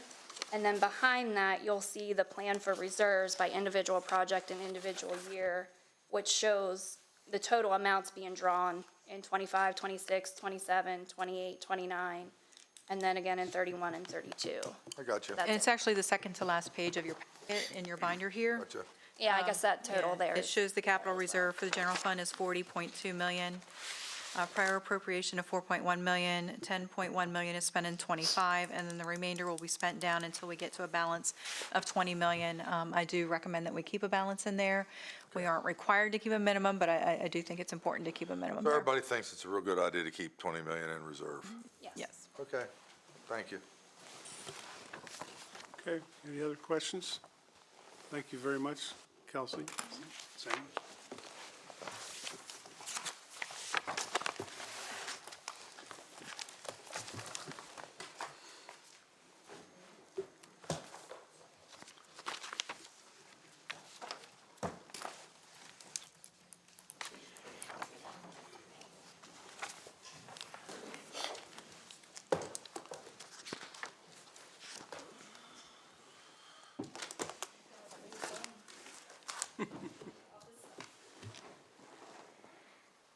Thank you, guys.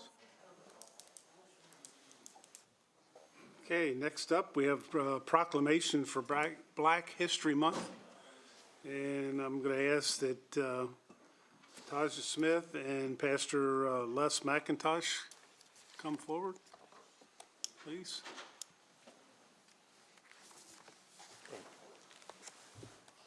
Do you want them to have a seat first? Yeah, and do you then want to have talk? a seat? Yeah, make us some comments or Yes, thoughts. would you like to make some comments?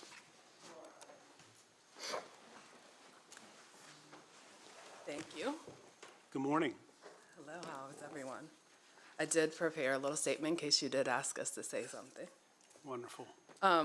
So we are honored to accept the Black History Month proclamation and the recognition that it will bring to the contributions that African Americans have made in our nation.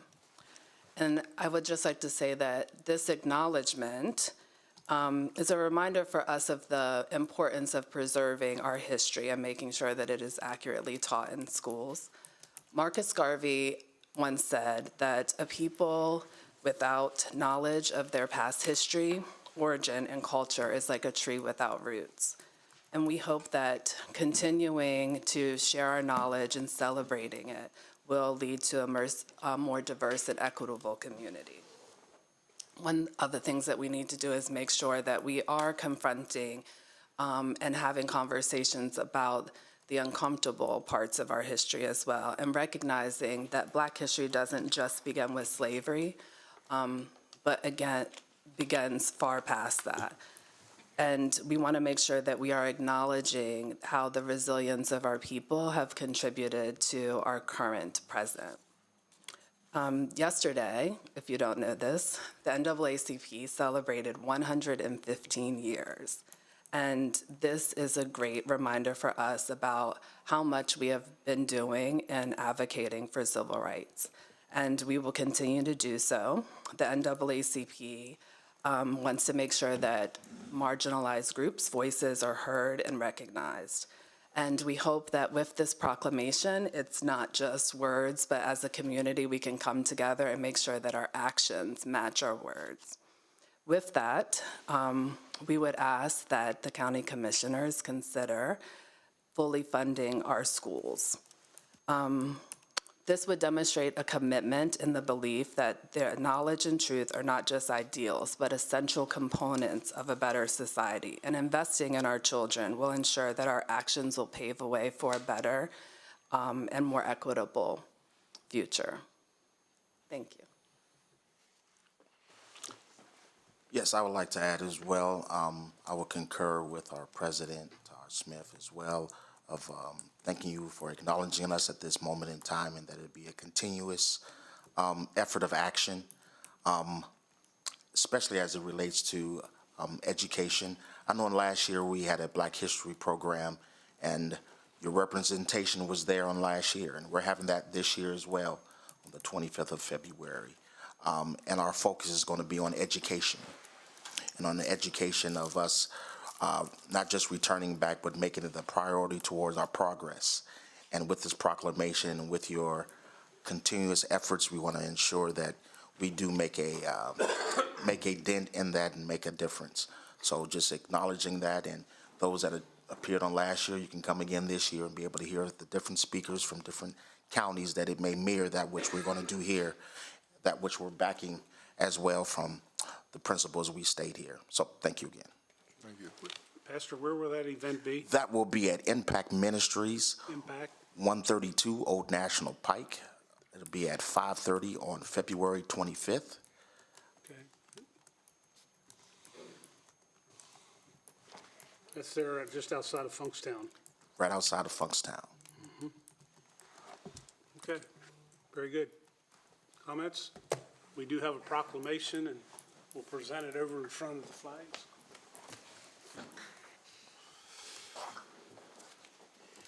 Commissioners, you coming up? Yep. Sure. Oh, man. You want first? Let's do it together.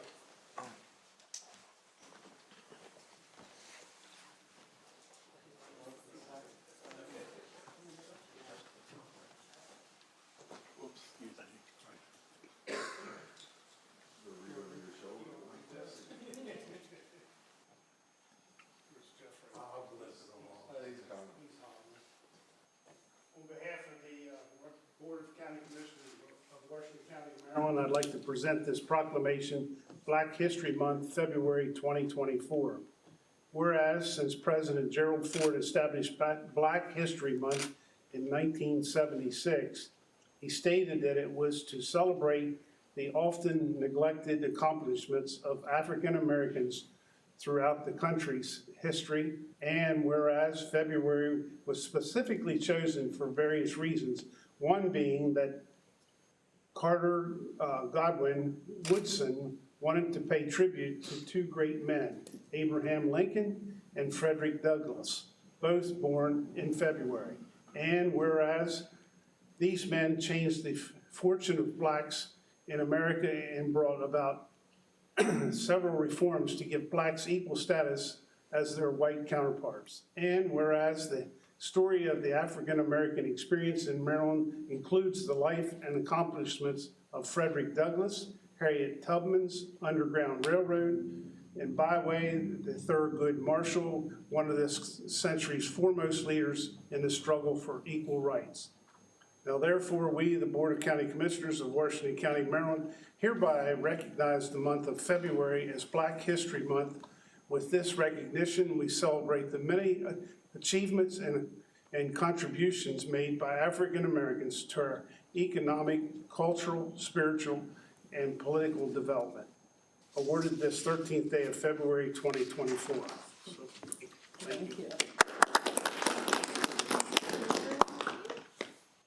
One, two, three. Thank you. Okay, thank you. Thank you. Congratulations. Thank you. Thank you. Thank you. Thank you for being here. All right.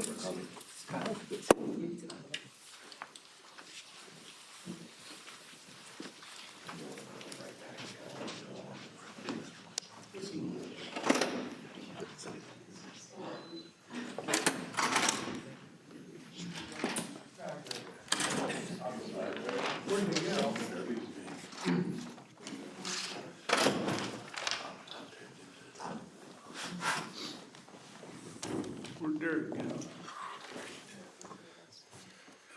Next item, contract award, PUR 1652, strategic business and economic development plan study. Good morning, gentlemen. It's actually good afternoon now. Good afternoon. I was going to check. Good afternoon. Rick Curry, Director of Purchasing. Jonathan Horowitz, Director of Business and Economic Development. Subject before you is contract award PUR 1652, Strategic Business and Economic Development Plan Study. Recommended motion to award the contract for the Strategic Business and Economic Development Study be awarded to the responsible proposer, RKG Associates Incorporated of Alexandria, Virginia, who submitted a total sum fee price of $99,100 and as required, contingent upon the company entity being in good standing and authorized and registered to do business in the state of Maryland with the Department of Assessment and Taxation and remaining so throughout the terms of the contract. Also in the RFP, you can see the coordinated committee makeup of the members who served on the committee, the number of individuals who downloaded the RFP document, and also proposals received. Fiscal impact, there's $250,000 budgeted in GRT 581, and concurrence of the coordinating committee for the award. I'll turn it over to Jonathan so that he can explain and answer any questions you may have about this project. So, Commissioners, we received 5 strong applicants' responses to this RFP, and we deemed 2 of them responsible bidders, and upon opening pricing, we decided to go with RKG. The strength in RKG's proposals is that they have completed EDSP plans for other communities across the United States and several different municipalities along the same lines as ours in terms of population and makeup of our community. They did complete a plan for Cumberland, Maryland, our next county to the west, county seat, and that Economic Development Agency provided strong references for their performance. Their RFP appeared to be very targeted. They did apparently some strong research on our local community prior to the submission of this RFP, which showed their detailed interest in our community and ability to obtain the knowledge locally that we feel is strong. Have we done this before? This was done in 2012? 2012, and that was a 10-year comp plan too, so it's just recently expired, Randy. Okay. Does this coincide with our overall comp plan? It does not, technically. It's lining up similar to the time frame, but it wasn't done on purpose. I think that's just historical. And this is funded with grant funds, is that correct? Correct. This is fully grant funded. This is. Yeah, I was just curious about the function and if we've done this every 3 years or something. Or It looks like we're generally doing 10-year comp plans in my department. That could be a recommendation of this strategic consultant group. Due to the changes that COVID's brought upon the business community, they may recommend a 5, a shorter period, but we are engaging them, asking for a 10. Motion to approve. Second. Okay, we have a motion and a second. Any questions? So back to the grant funding. This is state or federal? State. State grant? It was from Rural 50 funding program. And the deliverable is a memorandum. The deliverables are listed out in this. I read it. Yeah. I'm just wondering, They kind of have a litany list of deliverables. It goes through a continuum, but ultimately it is simply a document report. That'll be the ultimate generation. okay, and if it's studying strategic business and economic development, one of the intersecting points that impacts all of that is water and infrastructure. Absolutely. So, And that was detailed out in the RFP as part of the required areas of focus. okay, and for water and infrastructure and planning for economic development and growth, smart growth, I'm sure they're going to look at governance models. Correct. Or the need for something that all stakeholders, all the people of the community have a voice and a seat at the table to have their interests looked at, be heard. So I think that would be good. So thank you. Yeah, and in some of their other generated reports, they did details, got into that level of detail, Commissioner. So, yeah. Excellent. Okay, thank you. Good for long-range planning. Okay, we have a motion and a second. Ready to vote? All in favor by saying aye. Aye. Opposed? Same sign. 4-0. Thank you. Thank you.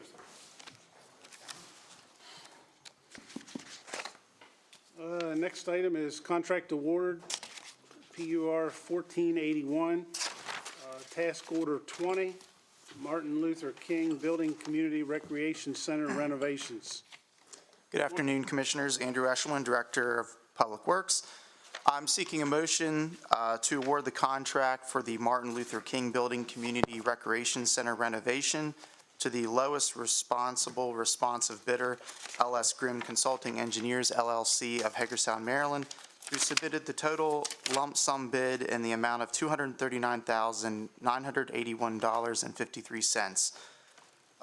The work to be performed under this project from the design perspective includes the professional design services and construction administration needed to renovate the existing gymnasium and supporting facilities at the MLK building located just a few blocks north of here at 131 West North Avenue. This request for services was solicited to the 5 consultant teams under the county's PUR 1481 facility design service contract. 2 bids were submitted as indicated in the attached bid. The MLK building was constructed in 1949, and the gymnasium and facilities are original to the building's construction. Presently, there is limited ability to secure the gymnasium from the school, which would be Head Start, while providing restroom facilities, accessible pathways for individuals with disabilities, and other amenities. As far as the design scope, we're looking at renovating the existing gymnasium, converting the old locker rooms into restrooms and storage, providing HVAC, as well as secured exterior entry and access to the space, as well as installation of an elevator for the building. That would be for ADA compliance. And the plan would be during school hours, the facility will be used by Head Start. After hours will be available to the Robert Johnson Community Center, as well as the public through our Parks and Recreation Department. Are there any questions? Motion to approve. Second. Motion and a second to approve as submitted. All in favor by saying aye. Aye. Opposed? Same sign. Thank you. Thank you, Andrew. And the CIP has the 1.5 million. Correct. There's All right. existing funding, and this is one of our projects that we allocated ARPA funds for under the disadvantaged communities category. So Good. we have funds to start the project, yes. Great, thank you. Andrew. It's also good to see a local engineering firm be low bidder on this. Yes. So that team, it's a partnership, so it's under LS Grimm, but includes BFM as well. Okay, thank you. Good deal. Next item, FY '25 Maryland's Office of Overdose Response Competitive Grant Program, approval to submit application and accept funding as awarded.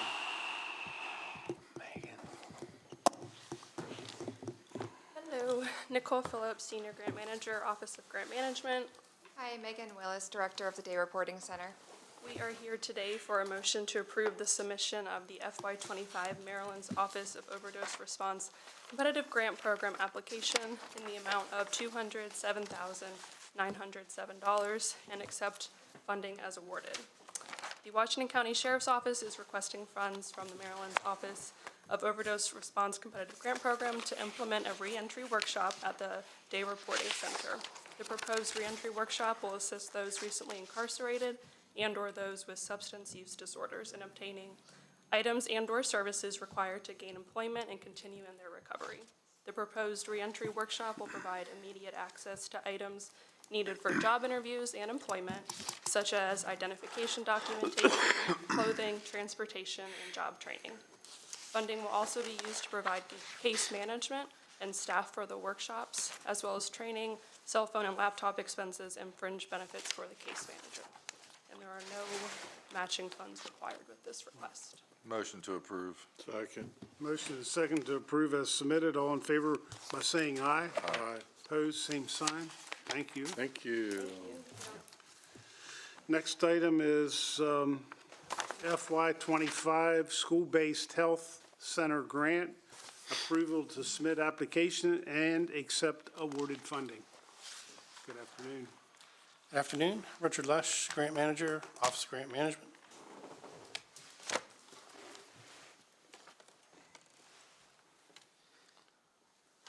We are requesting a motion to approve the submission of the grant application for the fiscal year 2025 School-Based Health Center Grant Program to the Maryland State Department of Health in the amount of $271,150 and accept the awarded funding. There are 2 school-based health centers in Washington County, which are located at South Hagerstown High School and Western Heights Middle School. The centers provide exams, prescriptions, nutritional assessments, orders lab work, and assists in the management of chronic conditions such as asthma and diabetes. Meritus Health is the clinical provider for these services. Funding in the amount of $12,524 is included in the award for county administrators. Motion to approve. Motion and second to approve as submitted. All in favor by saying aye. Aye. Opposed, same sign. 4-0. Thank you. Thank you. Proposed 2021 code adoption. Good afternoon, Commissioners. Afternoon. Greg Courtret, Director of Permits and Inspections and Code Official. Frank Quillen, Deputy Code Official. We're here this afternoon, motion to approve to move forward with the public hearing for the proposed adoption of the 2021 Maryland Building Performance Code, the 2021 Existing Building Code, Trade Codes, local amendments, therefore, and related ordinance and resolutions. The 2021 code adoption, as required by the state of Maryland, includes the state building performance standards, Washington County local amendments which are for some modification to the new codes for consistency and coordination with customers as well as external agencies. As with other code cycles, the 2021 building code review was performed by a committee approved by the board in July 12 of 2022, consisting of various government, design, and construction representatives. The committee met once a week during 2023 to review hundreds of pages, and the purpose was to review and to consider safety, consistency, common sense, and customer service across agencies. You're just requesting the public hearing, right? Yes, sir. Yes, sir. A motion to approve. Second. Just one quick question. Yes, sir. All of the special construction items have been deleted, correct? I see they're all deleted in their entirety in this. For Chapter 31, special construction, and I see it in another area too. Swimming pools, enclosures, safety devices. Well, with swimming pools, we are adopting, if you notice. The state's. Yeah, we're adopting the state swimming pool. So we're code. deleting all the previous county. Yes, stuff. sir, and we're physically, if you look at the last item on the attachments is an ordinance to adopt the 2021 International Swimming Pool and Code. So, just a quick question. Was there anything that jumped out at you from the state code that was bothersome or alerted you, or you? No, sir. Okay, good. No, sir. That's good. It was pretty set. As with any code change, you're going to have egress, your exit, might change. Some electrical things might change. But there was nothing, as Mr. Frank and Mr. Frank is the one who headed the code committee. There was nothing that jumped out. And before I left to come up here, we had already adopted 2021 code back in South Carolina. Do you expect to have a lot of controversy at a public hearing? Just curious. Don't foresee anything, but what we are planning to do is I'm planning on bringing this February 27th, and then March, bring it for your decision, and then move forward with a 3-month trial period to get the public, get contractors up to snuff with the implementation actually July 1. And Frank, how long have you been deputy code? Administrator? Not much longer. Yeah, About 8 years. about 8 years. And how long have you been with the county? I'm in my 25th year. Okay, good. Well, thank you so much. Okay. Greg, a question I have, being geographically how we're located here in, the little skinny part of Maryland, and a lot of the local contractors obviously work north and south, east and west. How do we compare to maybe our neighboring counties with the adoption of this code? Very similar. 2021. Very, very similar. Because, we've looked at others, and a lot of other counties kind of stick with it, with what the state provides. We do have some local amendments that we've that's in there, but it's nothing outrageous. We're right on track with other counties. Okay. So most of the building contractors, construction folks, they're going to be well aware of these tweaks and changes anyway. Yes, sir. That's why once we have the public hearing, I want to bring it back for your decision in March. And then that would give us April, May, June, which really the state requires, once they adopt it, they have 18 months to adopt it. Then we have 12 months to adopt it under state mandate. This would give us, we would be adopting this well within the time frame that the state requires, which is May 29th of 2024. Thank you. Vote? Yep. But just a consensus to take Yeah, it to public consent, hearing. okay. Yeah, I'm good. Consent. Yeah, good. Yep. Okay. Okay, thank you, gentlemen. Next item is enforcement of the current adopted building code in relation to residential construction documents.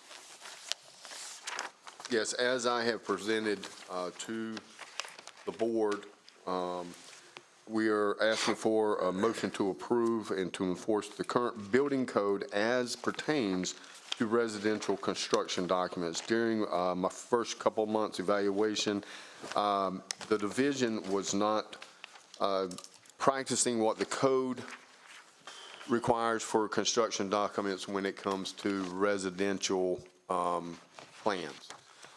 We did come up with a policy that I discussed with y'all that if it is a single-family home, 2,000 square feet or less, single story above grade, and you can have a basement with it, we would not require signed sealed plans, but you do have to have and meet the requirements of the minimums that we ask for, and it has to be drawn to scale. Outside of that, if you're doing 2 stories, if you're doing townhomes, if you're doing duplexes, you would have to have signed sealed plans. And the policy that we've came up with stays in line with other counties, but it also takes into account, this is our average home of 2,000 square feet and less, including a basement. And so we're not requiring, if you meet these requirements, that you go get signed sealed, but you got to have better plans than what has been provided in the past. The 2,000 square feet or less actually excludes the basement, so it would be just the first floor would be 2,000 Right. square feet or less. So if you had a basement the same size, it would be 4,000 square feet. Does that include the garage? That would not include the garage. We have requirements in here. Living space is what they call that, right? Right, Yeah, yes, okay. sir. Yes, sir. But we do have in the policy for if you're building a 2-story detached or attached garage, then you would need sealed plans. Okay. So like a lot of people might have a garage and they put their mother-in-law or mother-in-law suite above, This is just avoiding me coming in the way I draw freehand and saying, here's my house, right? Yes, sir. Yeah, I mean, you'll get some blowback, I guess, but I'm okay with it. So I just motion to approve. Yeah. Is that a second? Second. Motion is second. Is it a motion or? It says consensus on the form. Oh, okay, Well, it should be a motion. I it's a changed motion. that Okay. and sent that back in. It should be a motion to approve. I had initially put a consensus, but All right, well, I had to then- change, I noticed that and sent that in for a motion to Well, approve. you got a first and a second, John. Okay, ready to vote? All in favor by saying aye? Aye. Opposed, same sign. Yep. 4-0. Thank you, gentlemen. Thank you. Next item is approval of zoning map amendment RZ 23-006.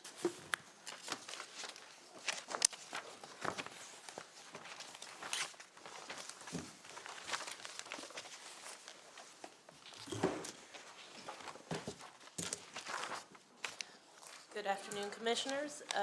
Rosalinda Pasquale, Assistant County Attorney for the County Attorney's Office. As you may recall, a public hearing was held before the Board on January 30th, 2024, regarding the matter known as RZ 23006. This was a zoning map amendment application for the property located at 19815 Reedtown Road, Hagerstown, Maryland. The subject property is currently zoned as Rural Village, with the applicants requesting a change to Rural Village with a Rural Business District overlay. After the conclusion of the public hearing, the commissioners reached the consensus to approve the requested zoning change with additional conditions. The three main conditions that were addressed and enveloped into the approval were buffering of trees on the property, which in that discussion included that it was already a requirement per the zoning ordinance, Article 5E. The other two restrictions were the restrictions of 5 cars parked outside maximum, not including the applicant's personal vehicles, and then the limitation that the parcel would not be subdivided in the future. The decision with the necessary findings of fact has been proposed today by the County Attorney's Office and incorporates said conditions. On page 7, it cites to the zoning ordinance section 5E, which does give the restrictions for rural business district. And I will note specifically 5E.5J refers to screening, which is the buffering of trees for a proposed rural business district next to residential land use. And that section outlines the amount of trees, the size of them that would need to be buffering the proposed rural business district site. On page 8 of the decision and findings of fact, in the conclusion, it is cited to zoning ordinance section 27.4, which grants the board the ability to impose additional conditions to preserve or protect the general character and design of the surrounding zoning district. In this case, it's noted in the decision, in the conclusion, such conditions are that the parcel cannot be subdivided and that they cannot have more than 5 cars present outside, excluding the applicant's personal vehicles. So I guess it would be appropriate to adopt the decision and findings of fact with the incorporated conditions, as well as the ordinance to amend the zoning map to grant the request of RZ 23006. Are there any So are we looking for an approval on this, a vote?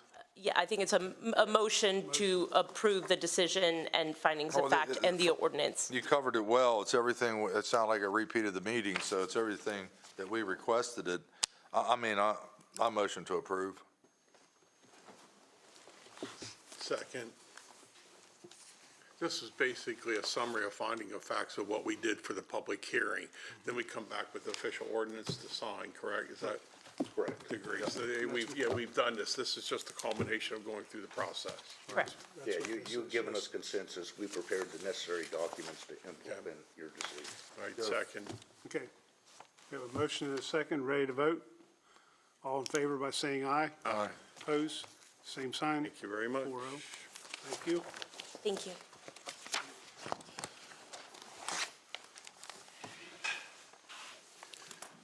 Next item, request for concurrence, approval of airport's recommended changes to airport fire department logo / branding. Neil, good afternoon.